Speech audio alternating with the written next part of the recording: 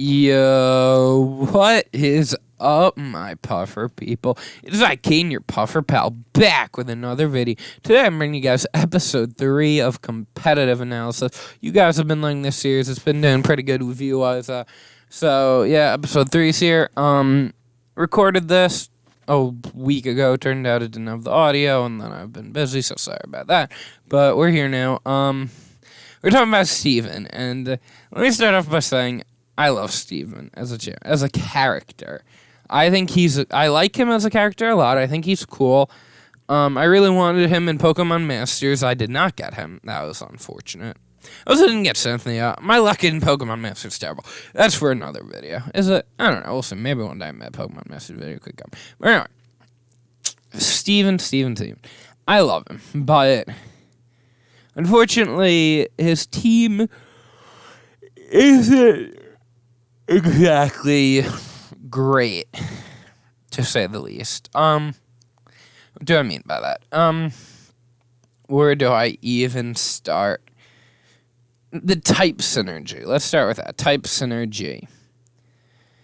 It's just not there. When you build a team, you want your different Pokemon to complement each other with types. Like, if you have a Pokemon weak to fire, you want to make sure you have another Pokemon that could resist it to cover the weaknesses, you know? So, first off, I want to point out, he has 3 water weaknesses and no resistances. Had his Cradilly had Storm Drain, we would have been in a but we would have been in a way better position. But, unfortunately, since he chose to have Sucky Cups, his Cradilly isn't a water resistance, it's neutral. So his switching to water, like a special water type, beats this team. Like a Specs Hydro Pump, just one shot, two shot, probably. Honestly, you can't do anything in return and you're getting 2 shot. Like, his team is just not very, his team just can't be water types, basically. Even, offensively, his only way to beat it is Cradilly. Which Cradilly is your check without Storm Drains, it shouldn't be your check to water types, I'm gonna be honest.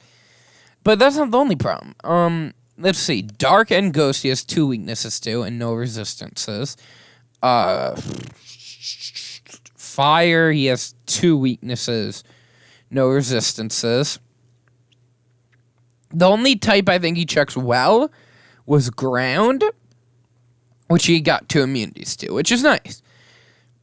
But other than that, I feel like his types are just not great. What else? Fighting, he kind of checks with Claydol at least. But, I mean, overall, I just feel like the type synergy isn't here. And when your team has no type synergy, you're going to struggle to be defensive. And that's the other problem with his team. His team is so defensive. Like, super defensive. Like, if we look at his team, let's say, we've got Skarmory. Skarmory's basically only duty ever is to be a physical wall. You could run, offensive sweeping Skarmory, but that's not going to work out well. And the worst part is he ran Aerial Ace, which is a terrible move, flying type attack to have on Skarmory, and he didn't run Roost. So his physical wall is just going to get whittled down. And it loses its ability to really wall stuff. Because it doesn't want to come in, take a hit, and then take another hit, and it's going to keep just getting whittled down. And when you have a wall, you want that recovery, because otherwise, eventually, you're going to get broke. They'll break through your team. Then he had Claydol. So Claydol's interesting. He has this dual screens. Dual screens Claydol is an actual set I have run both. It's a good set for Claydol, because Claydol, you want it to be more bulky support. The problem with that is he doesn't have anything to take advantage of dual screens. A lot of times with dual screens, you want some sort of setup, or even just a way to get in your more offensive Pokemon. But he just really has more defensive Pokemon. So the dual screens really aren't doing much for his team. Sure, you could argue, oh, they helped to make his team bulkier, which sure, but is that really what you want to be like? Is that all you want? Because at that point, the problem is there's only so bulky your team can be. You know what I'm saying? Like, you can make your team bulkier, but if it's not, if it can't break through your opponent's team, which he only has one Mon with Toxic, so because his team's so bulky and he only has one Mon with Toxic, he's going to very much struggle to break through most teams, because a lot of teams run a few bulky Pokemon, a few offensive Pokemon. So the offensive Pokemon are going to be able to just kind of, like, because it seems so bulky, are actually going to not have to worry as much about, like, coming in, because usually you have to worry, like, oh, I can't bring in my offensive Pokemon against his offensive Pokemon, but you don't have to worry here because he doesn't really have offensive Pokemon except Mega Metagross. So, also, then Agron is, I mean, he ran an offensive Agron set, but it's not, like, without, like, a band or something, it doesn't hit hard enough. Cradilly, it's not good offensively, even defensively, it's just very average. This thing he ran offensively, which is not bad offensively, but it's slow. And then this thing is his real offensive pressure. And that's the only other problem I want to point out. His team is slow. His highest speed tier is Mega Metagross, which Mega Metagross, I believe, hits 110, which isn't bad. But when that's your fastest Pokemon, that's bad. Like, you want to have something at least in the 120 range. Like an Alakazam, Inteleon, Dougie, or even like 115, like a Starmie. But having your fastest Pokemon being 110 is so bad, because there's so many. That means a lot of, like, offensive Pokemon will outspeed and bob you, like Dragapult, a lot of the more common Pokemon in the meta, like Dragapult, Weavile, Alakazam, Hawlucha, even Whimsicott outspeeds you, which is, it's on you, but it's still, what else? I think Starmie is UU right now or something. So there's a lot of Pokemon that are going to be outspeeding you, and you're kind of going to just struggle to deal with. Then his other going weakness. He has no special offense except Cradilly, and Cradilly's not specially offensive.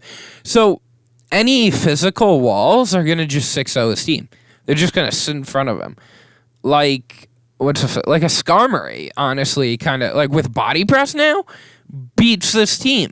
With Toxic, Roost, Body Press, and maybe Spikes. Other physical walls, Gliscor beats this team. So, like, this team just struggles to do anything. I feel like it's too bulky to, like, really beat your team, but it doesn't take advantage of the bulk in the proper way. And even when it comes to the bulk, they're just so much better Pokemon than Claydol, Cradilly, even Skarmory is outclassed by Corviknight in every way, except if you just want a pure physical wall.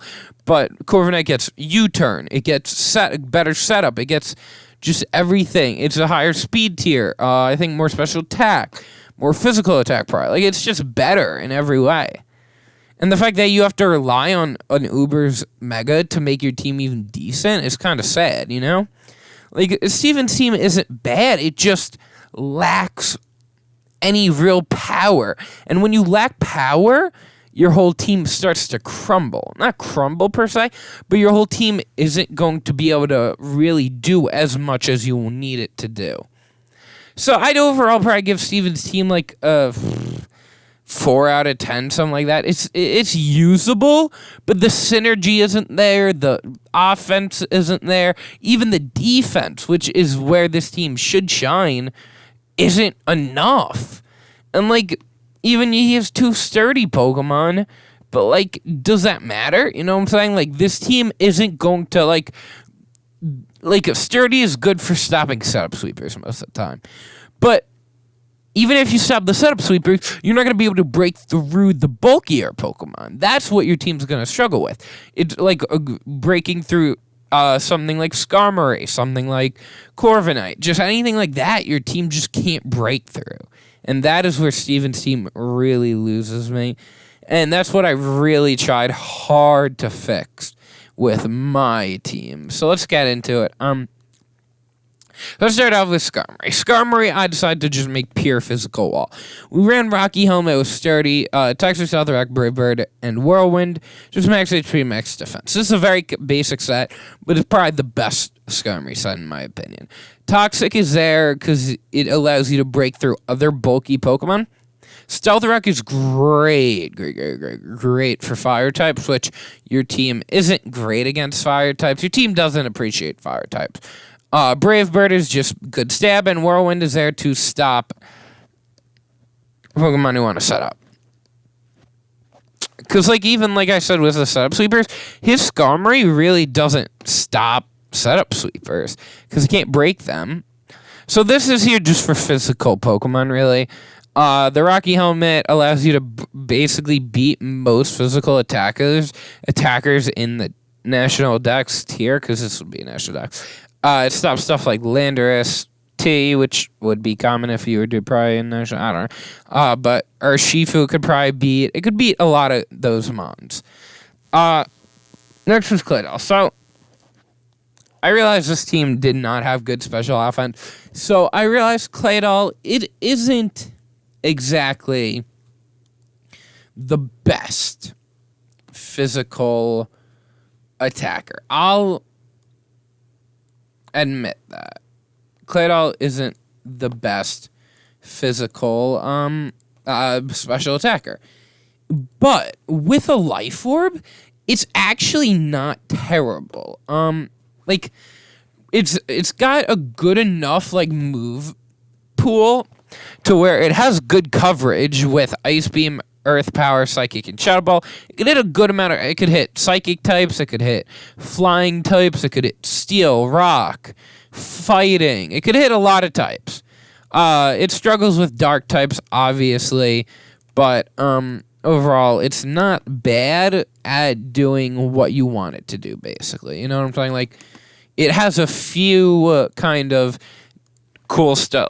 Here, let me show you. Let's bust out the calc. Urshifu Rapid Strike, which is something you would want it to be able to break. Here, do you guys say? Yes. There we go. Here we go. Is getting, one shot. What else is common right now in the meta game? Obviously, Cinderace is gone, but if it wasn't banned, had Cinderace not been banned, you are bopping a Cinderace, and you could live any hit, including the Sucker Punch, which is super, super clean. Aegislash is chilling in OU. Aegislash. I'm sorry. Aegislash, just want to show off, is obviously getting bopped by...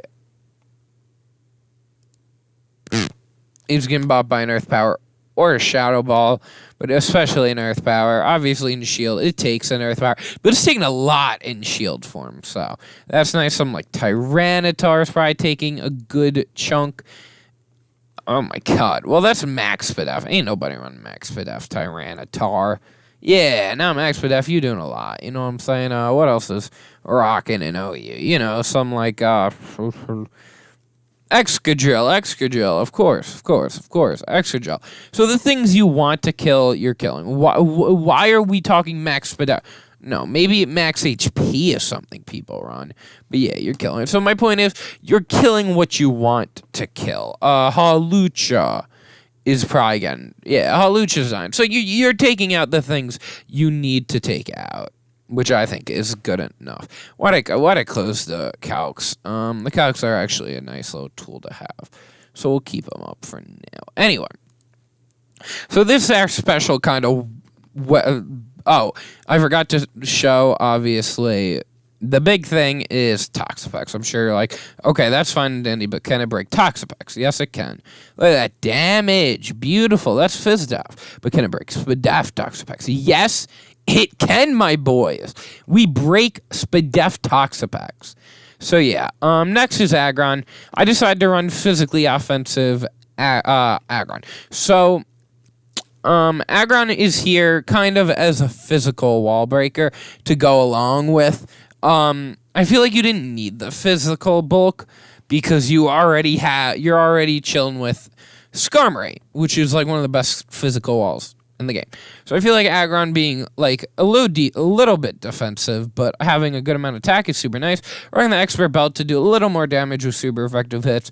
And this coverage is actually super good in OU. Like if you look, something like Ferrothorn is taking a Fire Punch, I thought. Yeah. Why we got superpower?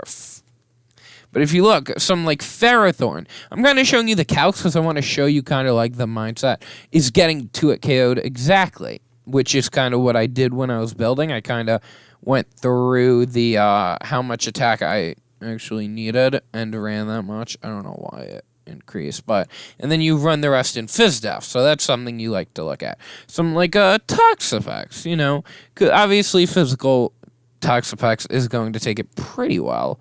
But, you know, with the Expert Belt, you could do a good chunk, and you take the hits pretty well. Something like, even like an Alakazam can't switch into you, which is super nice. Like, Alakazam's getting bopped by a Heavy Slam. Hatterene, I believe, is chilling in OU. It has been for a long time. It's getting bopped by a Heavy Slam. You actually outspeed Hatterene, which is super nice. This is like full Fizdef Hatterene, of course. Like, got around my point. But my point is, some like Clefable you're doing good damage to. Most Clefables aren't running Focus Blast, so this damage is super nice. Like the ability to basically, and this Fizdef, if it's not Fizdef Clef, you actually are one-shotting it, which is super clean. Then we got Mega Metagross. This is just a basic Mega Metagross set. We have 16 speed, which is enough to, I believe, outspeed. Well, I know I like it. We definitely outspeed everything in OU, barring Scarfers, after an agility, obviously. But I believe it's able to outspeed a non-invested, like, I don't know what, something. I forget. I built this a while ago. It was Toxapex? No, because Toxapex was low. I don't know, maybe Tyranitar. I don't know. It's meant to outspeed, and this thing kind of goes ham on OU. And I'm not going to do the calcs again. But Meteor Mash, Earthquakes, and Headbutt, obviously you got this stuff to handle those fire types that are annoying for Meteor Mash, to handle the steel types, and to handle the poison types that are rampant in OU, aka Toxapex, which is super nice. Yeah, this one easily can beat most Toxapex sets. It could beat Urshifu Rapid Strike, it could beat Keldeo, it could beat a bunch of annoying Togekiss, it beats, let's see, what else? You're probably beating Primarina, Necrozma, Mew, Magnezone. You're beating a lot of Pokemon in the OU tier. Now we have Cradily. Cradily was my Spadafmon. I just ran max HP, max Spadaf. Again, pretty basic, but you got Recover and Toxic, so it should be able to stall out most mons. Rock Slide is there, we could bop easily one-shot Volcarona. We're still lacking in special offense, I will be honest, but there wasn't really much I could do since they decided well, because I feel like a lot of special walls are going to be, like, something like Volcarona you want to be able to beat. You can't beat it if you're special. Also, Ancient Power is the best special rock move you get, which really isn't that good. So, yeah. What did I have? I think I had Seed Bomb, yeah. Actually, not Power Whip's better.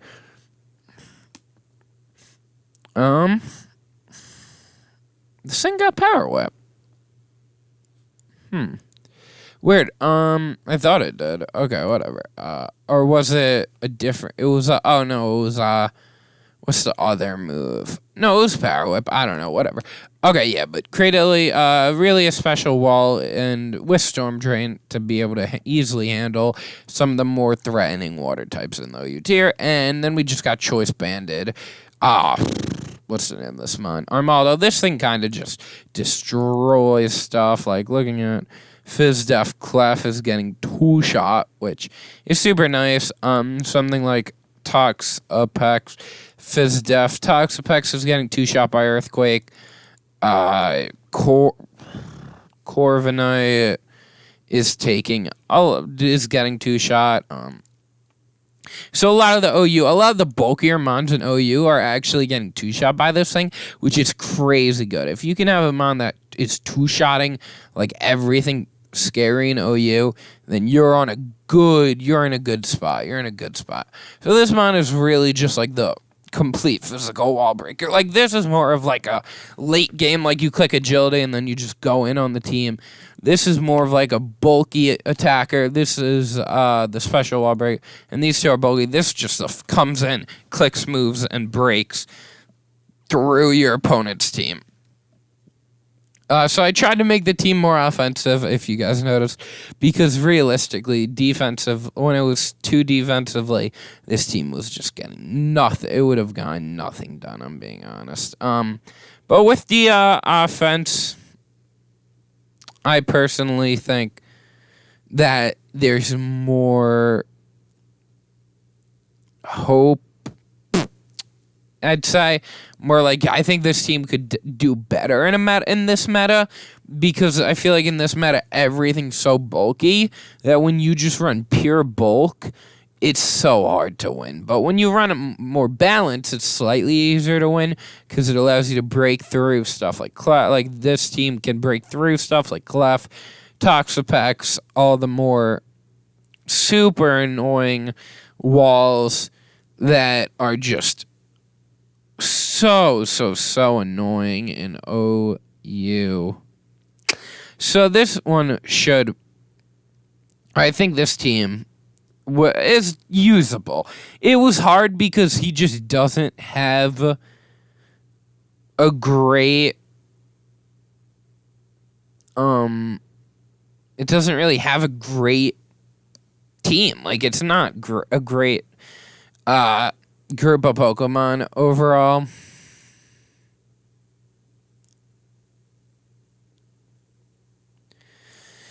But at the end of the day, I feel like every team is like you could work with. I was able to actually work with this Pokemon team enough to make it usable. So, at the end of the day, I think if you guys were to somehow want it, this would be the best team you could use. But also, obviously, competitive analysis is also about analyzing their team, and I don't think Steven's team is very good at all. I think they're a way better champion team, like the one we're talking about next week, which will be Cynthia. I'm very excited. She's my favorite champion. I'm going to try to not be biased, but her team is also just very good. Like, her team is probably going to be the best one we've looked at so far. I'll see you guys next time. I hope you guys enjoyed. And until next time, my puffer people, stay puff.